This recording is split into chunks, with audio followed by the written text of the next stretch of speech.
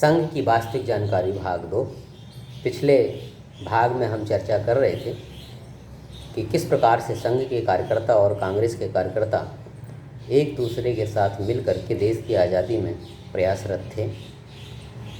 आगे जवाहरलाल नेहरू संघ के बारे में क्या सोचते थे, इस बारे में अगर चर्चा की जाए तो जब देश आज़ाद हुआ था उसी समय जवाहरलाल नेहरू ने कहा था कि देश आज़ाद हो गया है, अब संघ की आवश्यकता नहीं है और संघ को कांग्रेस की युवा दल के रूप में कार्य करना चाहिए, देश के निर्माण में सहयोग करना चाहिए।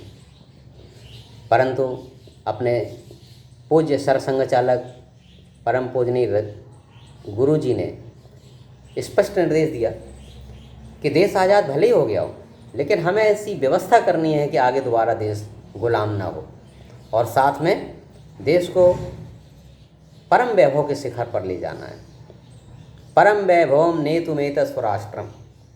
और इसलिए संघ का कार्य चलता रहेगा।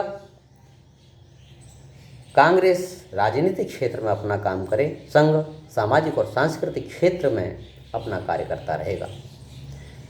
कुल मिलाकर कहने का तात्पर्य है कि जवाहरलाल नेहरू की भी आशा संघ के प्रति थी कि संघ के लोग भी उनके कांग्रेस के साथ मिल करके काम करें। लेकिन 6 महीने पश्चात ही महात्मा गांधी जी की नाथूराम गोडसे के द्वारा हत्या हो गई। बड़ी दुर्भाग्यपूर्ण हत्या हुई।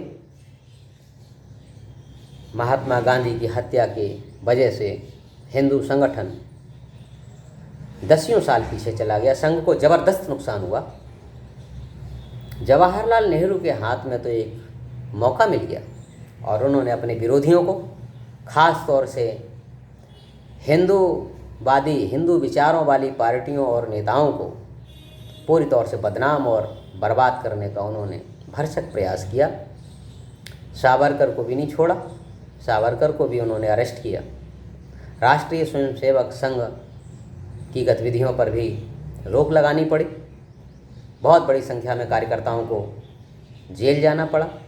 संघ के कार्यालयों पर भीड़ के द्वारा हमला हुआ, जगह जगह आगजनी हुई। कई जगह तो संघ के कार्यकर्ताओं को आग में सीधे जिंदा जला दिया गया।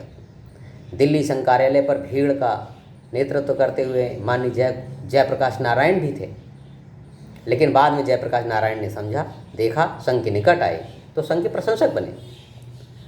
कम्युनिस्ट पार्टी में कार्य करने वाले बहुत धुरंधर नेता भी कई अपने जीवन के अंतिम क्षणों में संघ को के निकट आए, संघ को पहचाना और संघ के प्रशंसक बने। इस प्रकार हम देखते हैं कि सभी विचारधारा के लोग जिन्होंने भी संघ को निकट से देखा, उन्होंने संघ की प्रशंसा की। अब आखिर इस विषय पर हम आते हैं कि संघ की क्या आवश्यकता थी, संघ की स्थापना डॉक्टर साहब ने क्यों की। तो डॉक्टर साहब बचपन से ही जन्मजात राष्ट्रभक्त थे।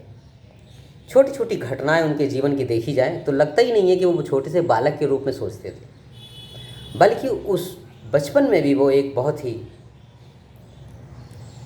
प्रौढ़ व्यक्ति के रूप में विचार करते थे, सोचते थे। राष्ट्रभक्ति कूट कूट करके भरी थी।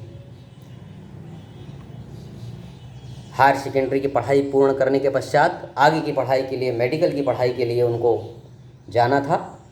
नागपुर के पास कहीं पढ़ सकते थे, लेकिन नहीं, उनको देश आज़ाद करने के लिए क्रांतिकारी आंदोलन के बारे में जानकारी प्राप्त करनी थी और इसलिए मेडिकल की पढ़ाई करने के लिए वो सीधे कलकत्ता पहुँचे। कलकत्ता में मेडिकल की पढ़ाई करते समय ही उन्होंने जो चोटी के वहाँ पर क्रांतिकारी थे उनके भी निकट संपर्क में आए, उनका विश्वास प्राप्त किया, कार्य को समझा, कार्य का अनुभव किया और आकलन किया कि इसके द्वारा क्या देश को आज़ाद किया जा सकता है। 4-5 वर्षों तक कलकत्ता में रहने के पश्चात डॉक्टर साहब के ध्यान में ये बात स्पष्ट रूप से आ गई कि एक और जहाँ क्रांतिकारी अपने जीवन को हथेली पर लेकर के देश को आज़ाद करने के लिए प्रयासरत हैं, तो दूसरी ओर संपूर्ण जनता का, विशाल हिंदू समाज का उनको किसी भी प्रकार का सहयोग नहीं मिल पाता। एक क्रांतिकारी के पकड़े जाने के पश्चात सारे क्रांतिकारी एक एक करके अंग्रेज़ों के चंगुल में आ जाते और सारा क्रांतिकारी आंदोलन नष्ट हो जाता। फिर से दोबारा क्रांतिकारी आंदोलन खड़ा करने के लिए अथक प्रयास करना पड़ता था। अतः डॉक्टर साहब मेडिकल की पढ़ाई करके लौट आए। डॉक्टरी उनको करनी नहीं थी, उनको तो पूरे देश की चिकित्सा करनी थी। उस समय भारतवर्ष में लाल बाल पाल का नेतृत्व कांग्रेस के अंदर था। 1915 के लगभग की बात है। महात्मा गांधी का पदार्पण देश के अंदर हुआ नहीं था। महात्मा गांधी के बजाय लोकमान्य तिलक के विचारों से डॉक्टर साहब काफ़ी प्रभावित भी थे और इस प्रकार से उन्होंने कांग्रेस में रह करके और देश को आज़ाद करने का प्रयास किया और कांग्रेस के एक सक्रिय सदस्य के रूप में खड़े हो गए। उसी समय महात्मा गांधी का देश में पदार्पण हुआ। कांग्रेस में उनका सम्मान हुआ।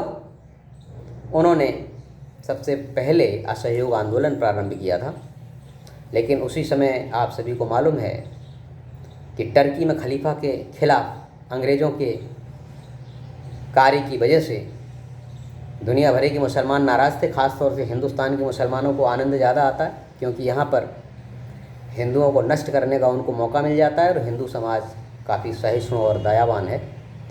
ऐसी परिस्थिति में भयंकर खिलाफत आंदोलन को महात्मा गांधी ने जाने क्यों असहयोग आंदोलन के साथ उसको मिला दिया। उन्होंने कहा कि हम मुस्लिमों का सहयोग लेंगे और इसलिए उनके खिलाफत आंदोलन के साथ भी सहयोग करेंगे। महात्मा गांधी के इन विचारों से देश की आज़ादी को मुस्लिम्स के खिलाफत आंदोलन के साथ जोड़ने से डॉक्टर साहब अत्यंत हताश थे और उन्होंने उसी समय 1920 के लगभग लोकमान्य तिलक की मृत्यु के पश्चात प्रयास किया कि एक राष्ट्रभक्त नेतृत्व कांग्रेस के अंदर आए और इसके लिए प्रयास किया। पांडिचेरी भी गए और पांडिचेरी जाकर ऋषि अरविंद से मिले भी, लेकिन ऋषि अरविंद ने पुनः राजनीति के क्षेत्र में आकर के काम करने के लिए मना कर दिया और इसलिए डॉक्टर साहब नागपुर वापस आ गए। इन परिस्थितियों में डॉक्टर साहब ने देखा कि इस देश के अंदर राष्ट्रीय विचारों से ओतप्रोत संपूर्ण समाज को एक सूत्र में, संगठन के सूत्र में बांधकर खड़ा करने की अत्यंत आवश्यकता है। आज नहीं कल देश आज़ाद हो जाएगा, लेकिन देश आज़ाद होने के पश्चात पुनः देश गुलाम न बने, इसलिए हमें ऐसे राष्ट्रभक्त संगठन की आवश्यकता है। और इसलिए उन्होंने अपने को कांग्रेस से पीछे करते हुए राष्ट्रीय स्वयंसेवक संघ की स्थापना की। राष्ट्रीय स्वयंसेवक संघ की स्थापना मोहते के बाड़ा में सन 1925 में विजयादशमी के शुभ अवसर पर उन्होंने की। उस समय उनके निकट जितने भी प्रतिष्ठित लोग थे उनमें से किसी ने उनका सहयोग नहीं किया। डॉक्टर साहब मोहते के बाड़ा में 10-12 साल की उम्र के 5-7 किशोरों को साथ लेकर के संघ की शाखा प्रारंभ की। संगठन करने का विचार उनके मस्तिष्क में बिल्कुल स्पष्ट था। एक ही शाखा में कुछ वर्षों तक लगातार रह करके संघ के कर्मठ कार्यकर्ताओं का निर्माण करने का कार्य डॉक्टर साहब प्रारंभ किया। अपने जीवन के बचे हुए वर्षों तक अथक प्रयास किया, अथक मेहनत की, इतनी मेहनत की कि उनके शरीर के रक्त की एक एक बूंद पानी बन गई थी। जब लंबर पंचर किया ट्रीटमेंट के समय तो उनको रक्त नहीं पानी ही निकला था। और इस प्रकार से डॉक्टर साहब ने संघ की स्थापना की। संस्थापक और प्रथम सरसंघ चालक के रूप में 1940 में उनका 21 जून को निधन हुआ।